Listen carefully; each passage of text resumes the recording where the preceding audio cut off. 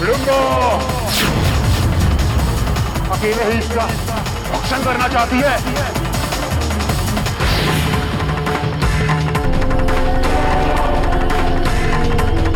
नहीं, इसे तो मैं खाऊंगा, मैं।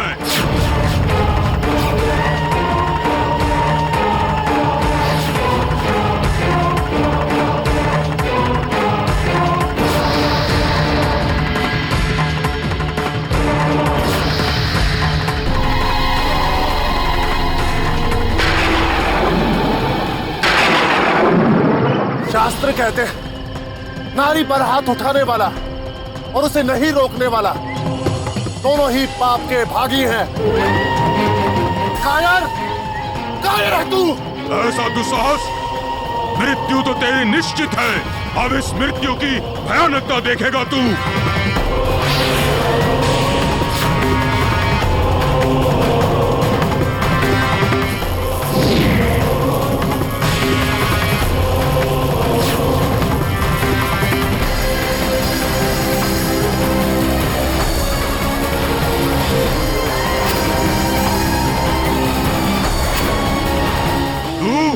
तू आई है इसकी रक्षा के लिए।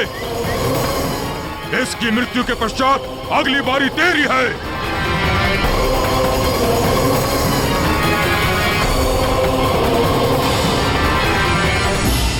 तेरे परिवार के सामने ही तेरी दुर्गति होगी।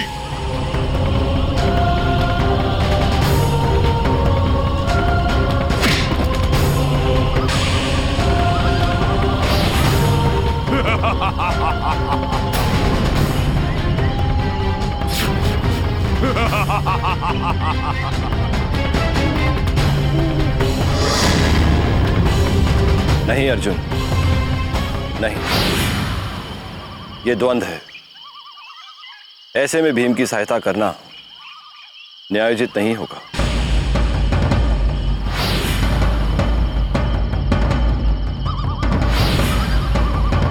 ऐसे 10 राक्षसों को भीम अपने बलबूते पर अकेला ही पराजित कर दे।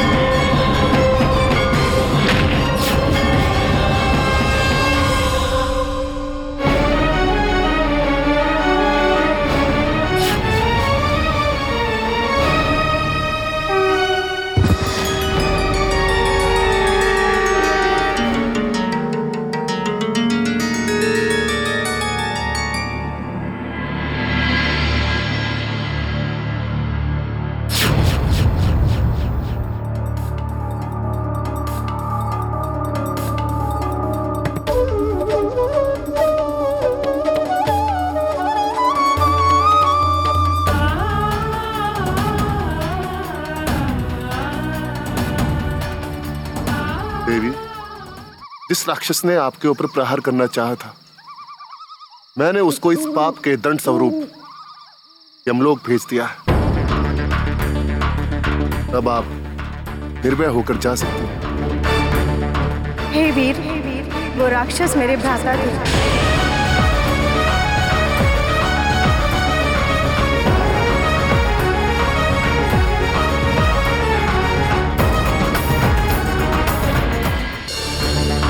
हे वीर, वो राक्षस मेरे भ्राता थे।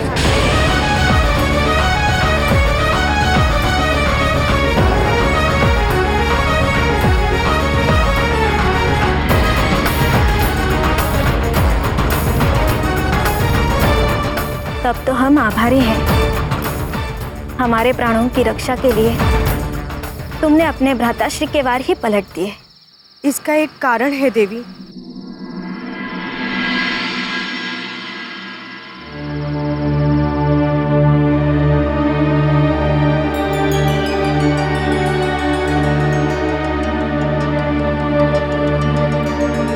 हे देवी, आप मुझे अपने इस वीर पुत्र के लिए स्वीकार कर मेरा जीवन सफल करें।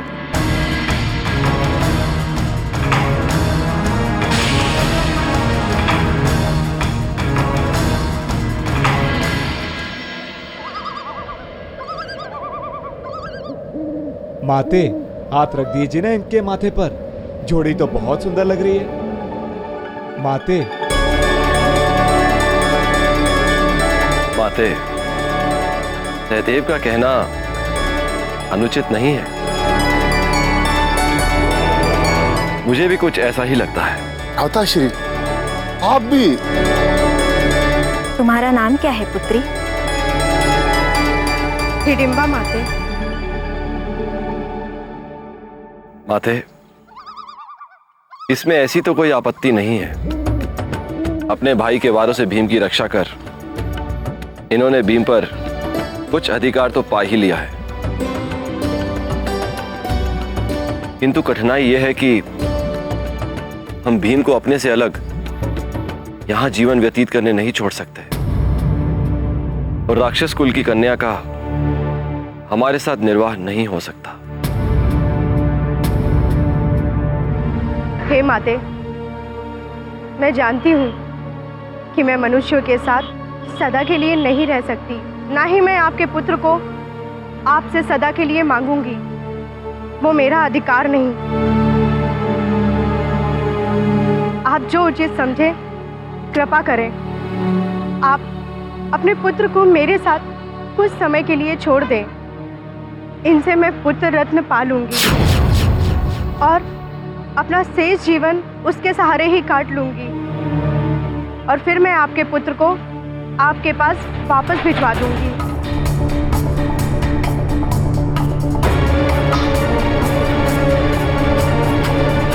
धर्म इस विषय में क्या कहता है युधिष्ठिर? माते, आपका आदेश ही इस विषय में परम धर्म है।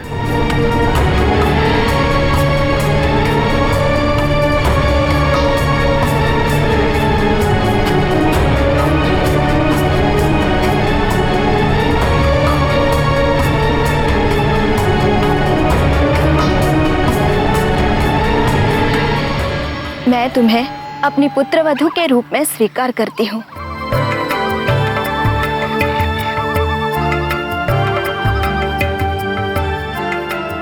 सौभाग्यवती भव, पुत्रवती भव।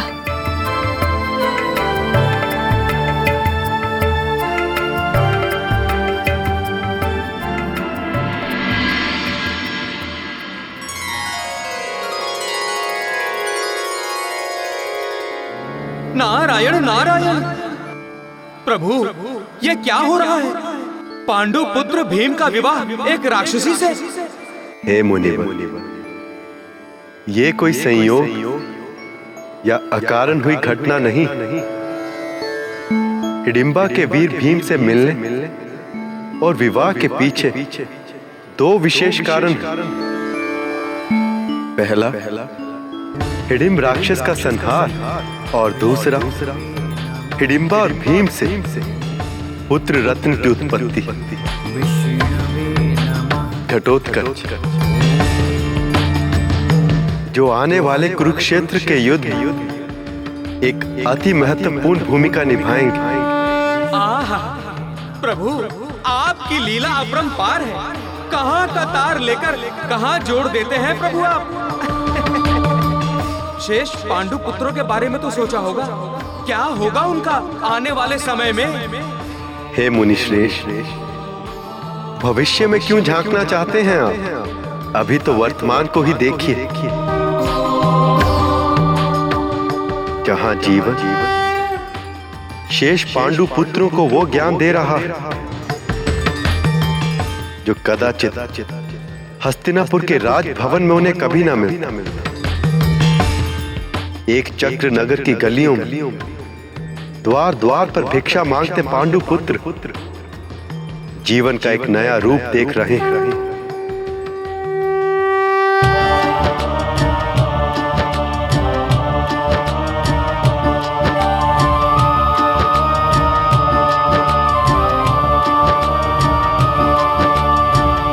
काल बड़ा बलवान है, सबको नाच नचाए। पांडु पुत्र भी मांगते भिक्षा घर घर जाए। जोर किसी का ना चले, क्रूर भाग्य के आगे। जो महल में रहते थे आज घर घर भिक्षा मांगे। घर घर भिक्षा मांगे।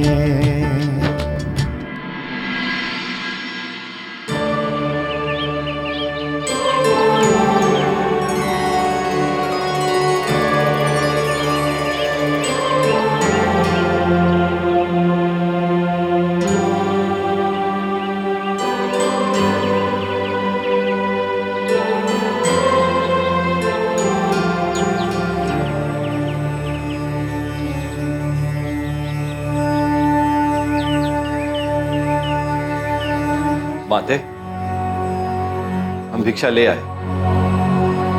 जो लाए हो आपस में बांट लो पुत्र।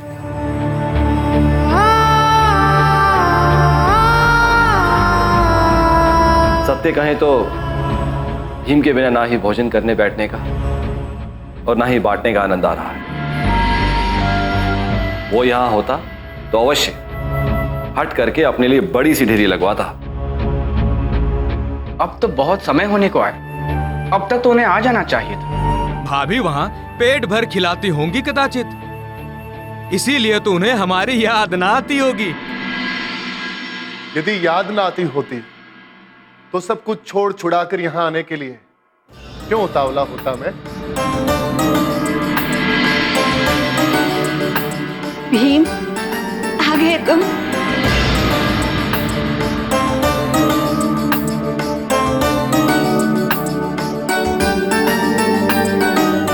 अनुज, भीम, आओ।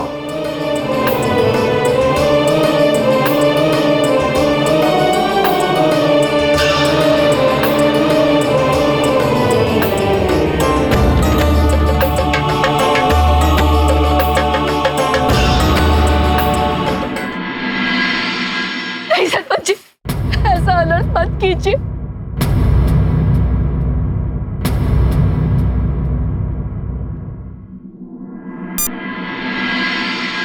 ये हमारे परिवार के मुखिया है, इनके बिना तो हमारे परिवार का कोई अस्तित्व नहीं है। अभी तो मेरी बेटी की शादी भी नहीं हुई, मेरा पुत्र भी अभी छोटा है। कृपा कीजिए, कृपा कीजिए सरपंच जी। क्या कृपा करे देवी, ये तो इस नगर का नियम है। हर संध्या किसी न किसी घर से विलाप तो सुनाई पड़ता ही।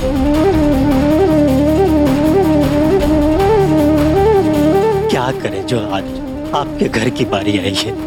हे सरपंच जी, मैं आपसे हाथ जोड़कर विनती करता हूँ कि मेरी बारी को एक बरस के लिए टाल दीजिए। मेरी पुत्री का विवाह हो जाए तो मैं स्वेच्छा से स्वयं को आपको सौंप दूं।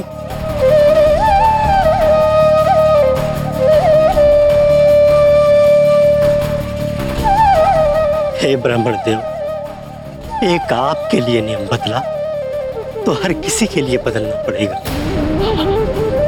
आप भी तो थे उस दिन उस सभा में जब हमने उस नरभक्षी राक्षस के साथ समझौता करके ये निर्णय लिया था कि हम उसे प्रतिदिन एक छगड़ा अनाज, 10 मटके दूध और एक मनुष्य भक्षण के लिए नहीं देंगे तो वो संपूर्ण नगरवासियों को एक साथ ही मारना आरंभ कर देगा।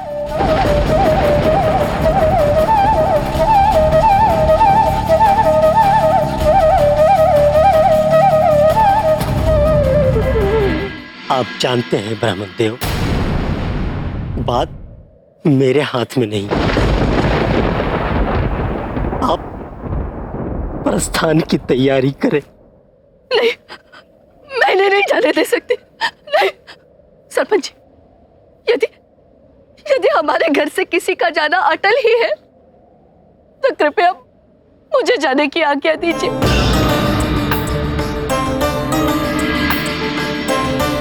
इसमें तो आपको कोई आपत्ति ना होगी ना? नहीं, मुझे कोई आपत्ति नहीं है। पर मुझे है।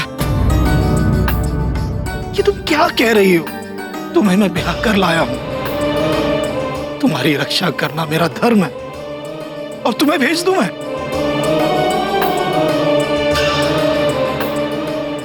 अपने धर्म को भ्रष्ट नहीं होने दूंगा, नहीं होने दूंगा भार्या। ऐसा कुछ नहीं होगा।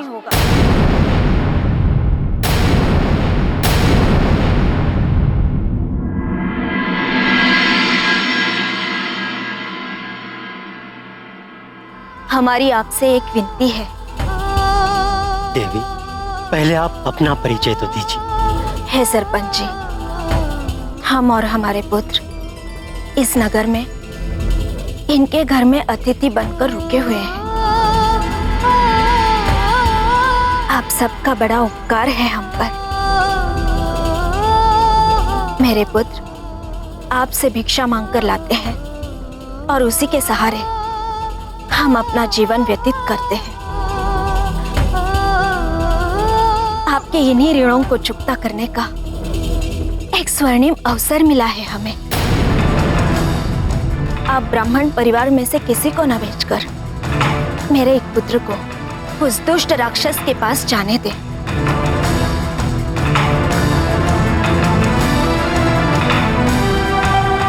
नहीं देवी, ये क्या कह रही हैं आप एक ब्राह्मण पर पाप चढ़ाएंगी क्या? अपने प्राणों की रक्षा के लिए अपने घर पर ठहरे अतिथि के प्राण कैसे दांव पर लगा दूं मैं? ठीक ही तो कह रहे हैं। और हम भी ये पाप अपने सिर नहीं ले सकते कि किसी का ऋण चुकता किए बिना ही उस स्थल को छोड़ दे। मेरी आपसे पुनः ये विनती है कि आप मेरे एक पुत्र को उस राक्षस के पास जाने दें।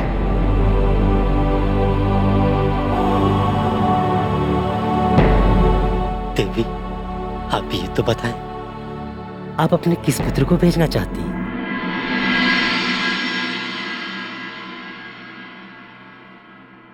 मेरे पुत्र भीम को।